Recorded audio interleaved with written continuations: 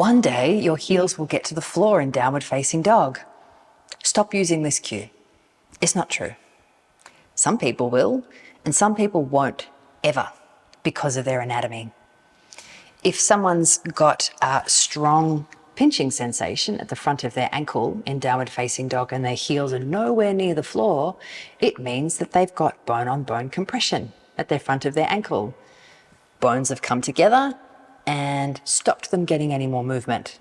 So no matter how hard they try in downward facing dog,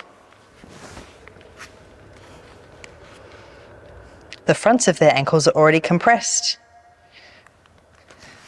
And their heels are never going to get to the floor in downward facing dog. And why does it matter? It's not even something useful. It's not even part of the pose. So stop using that cue in yoga and start talking more about what the actual intention of downward facing dog is. It lengthens the back of the legs, it tractions the spine, it helps people to build strength in their upper body, and think more about the functional practice of downward facing dog instead. When you're in a floor-based twist, you must keep both shoulders flat on the floor. Stop using this cue because whether your shoulders lift off the floor or they stay on the floor, different things are going to happen in the body. What is it that you want to experience and what is your intention? If I come down into a floor-based twist,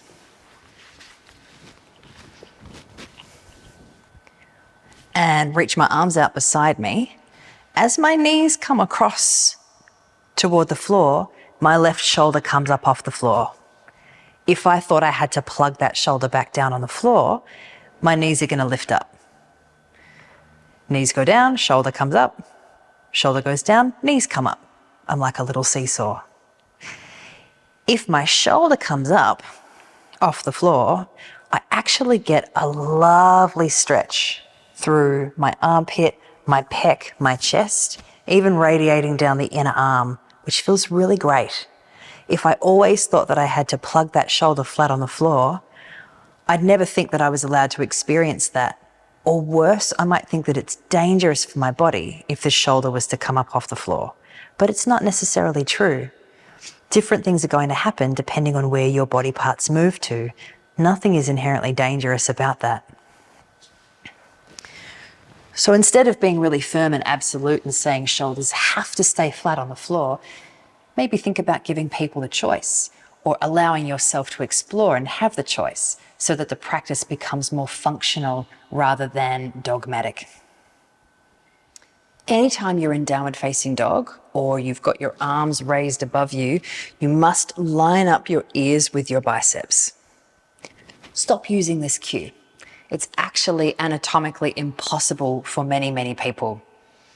And when the arms are raising up in that way, the big obstacle lots of people are going to face is a bony compression between their acromion process and their humerus.